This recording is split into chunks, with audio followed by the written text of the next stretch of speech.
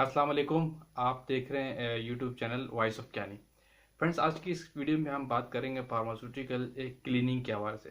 Cleaning pharmaceutical में different तरीके की होती है, डिफरेंट टाइप्स की होती है और हर एक क्लीनिक का एक पर्टिकुलर एक लेवल है। और आपको पता है फार्मास्यूटिकल में जो क्लीनिंग का फैक्टर है वो 100% रखा जाता है। कोई भी एरिया हो, कोई भी फैक्टर हो, कोई भी प्रोसेस हो, उसको क्लीनिंग के लिहाज से हाउसकीपिंग या कुछ भी हो, केमिकली या फिजिकली हो, बिल्कुल 100% रखी जाती है।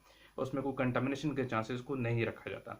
मैं आज थोड़ी सी इस वीडियो में बात करूंगा जो फार्मास्यूटिकल इंडस्ट्री में जो प्रोडक्शन के वेसल्स होते हैं जिसमें आप प्रोडक्ट को अपनी मैन्युफैक्चरिंग करते हैं, उसकी क्लीनिक के लिए जो आप एक केमिकल का टेस्ट परफॉर्म करते हैं वो क्या होता है और उसको किस तरीके से उसको किया जाता है।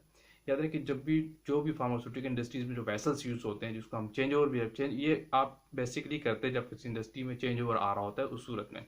या तो आप वेसल्स को क्लीन करके आप रख देते हैं और अगर कोई दूसरी प्रोडक्ट बनाने जा रहे हैं तो उससे पहले वो आपके पास क्लीन होना चाहिए, लेकिन उसकी भी एक केमिकल एक टेस्ट परफॉर्म करते हैं, दो एंगल से उसको देखते हैं। थोड़ा सा हम उस पर डिस्कशन का आप करते हैं।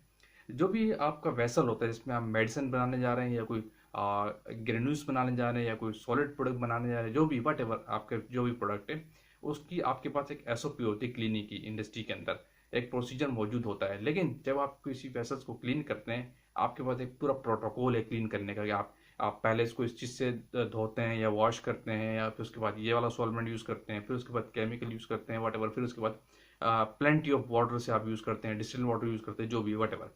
लेकिन इन दी एंड जिस सॉल्वेंट से आप उसको वॉश करके रखते हैं, ड्राई करके रखते हैं या पैक करके रखते हैं, उसके लिए जो सॉल्वेंट यूज़ होता है उस सॉल्वेंट के अगेंस्ट उसका एक रिंसिंग सॉल्वेंट इसको हम कहते हैं। इसको रिंस करके आप रख देते हैं इन दी एंड जिससे आप साफ किया जाता है, उसका फिर एक केमिकल टेस्ट परफॉर्म किया जाता है क्वालिटी कंट्रोल डिपार्टमेंट के अंदर।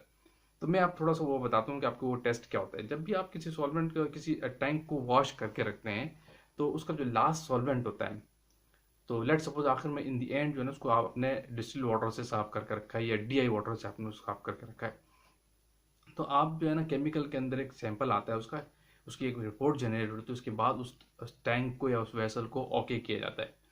यानी आपके पास फॉर्मेट्स पे रिपोर्ट आती है जिस पे आप रिपोर्ट बना के प्रोडक्शन को देते हैं क्वालिटी कंट्रोल वाले कि ये आया जो टैंक है केमिकली या रिंसिंग सॉल्वेंट इसका पास है या नहीं है। वो क्या होता है, लेट सपोज आपने टैंक को वाटर से साफ किया हुआ है इंडियन, तो आप क्या करते हैं जो जिस वाटर से आपने उसको टैंक को साफ किया है या उसको क्लीन किया है उस वाटर को प्योर एक ऐसा एक बॉटल में आप ले लेते हैं एज अ ब्लैंक के तौर पे, वो आपका ब्लैंक होता है, ठीक है।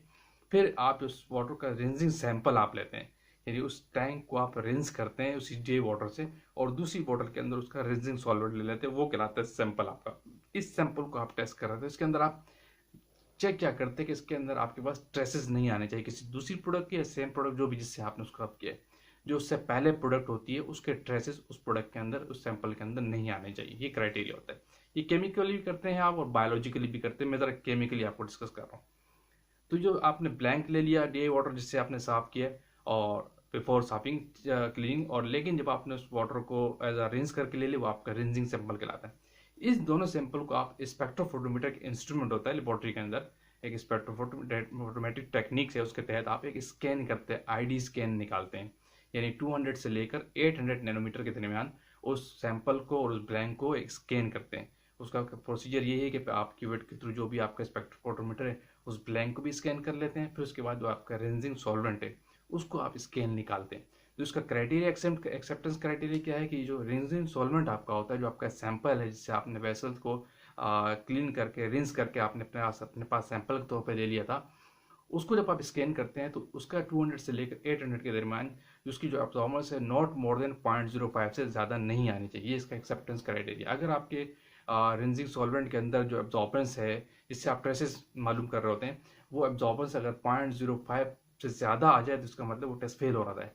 इसका एक्सेप्टेंस क्राइटेरिया यही है कि इसमें जो एब्जॉर्बेंस है वो कम से कम 0.05 से कम होनी चाहिए, तो आपका वो सैंपल पास होता है। ये एक केमिकल टेस्ट स्पेक्ट्रोफोटोमीटर के अगेंस्ट लगा के उस वेसल्स को टैंक को पास किया जाता है कि वो जो आपने क्लीन किया है वो ओके है या नहीं। इसके अगेंस्ट एक कंडक्टिविटी भी चेक की जाती है, उस कंडक्टिविटी की बेस पे भी इसको पास किया जाता है, लेकिन मोस्टली ज़्यादातर जो है इसको आईडी स्कैन के थ्रू पास किया जाता है स्पेक्ट्रोफोटोमीटर पे। उसकी लिमिट मैंने आपको बताई कि नॉट मोर देन 0.05 से ज़्यादा नहीं आनी चाहिए, तो आपका टेस्ट पास होता है। ये तरीका कार है किसी भी इंडस्ट्री में, फार्मास्यूटिकल इंडस्ट्री में जो प्रोडक्शन के वेसल्स होते हैं, जो मैन्युफैक्चरिंग वेसल्स कहलाते हैं, मैन्युफैक्चरिंग टैंक कहलाते हैं, उनको कैसे क्लीनिंग तौर पर पास किया जाता है। फिर वो जो आप रिपोर्ट निकालते हैं उस पर आप लिखा होता है कि प्रीवियस प्रोडक्ट क्या थी और आप कौन सी प्रोडक्ट चलाने जा रहे हैं, वो वट एवर प्रोडक्शन का एंड होता है। लेकिन जो आप रिपोर्ट बना के देते हो उस पर आपका ये एक्सेप्टेंस क्राइटेरिया पे आपकी परफॉर्मेंस आना बहुत ज़रूरी है। तो फ्रेंड्स ये एक टेक्निकल पॉइंट था कि किसी भी प्रोडक्शन के वेसल्स को आप कैसे अप्रूव करते हैं कि वो आया ओके है, उसका क्लीनिंग सही हुई है कि नहीं, ऑन द बेसिस ऑफ इस टेस्ट की बेस पे आप जो मैंने आपको बताया आप उसको पास करते हैं। वीडियो को शेयर कीजिए। Thank you. अल्लाह हाफिज़।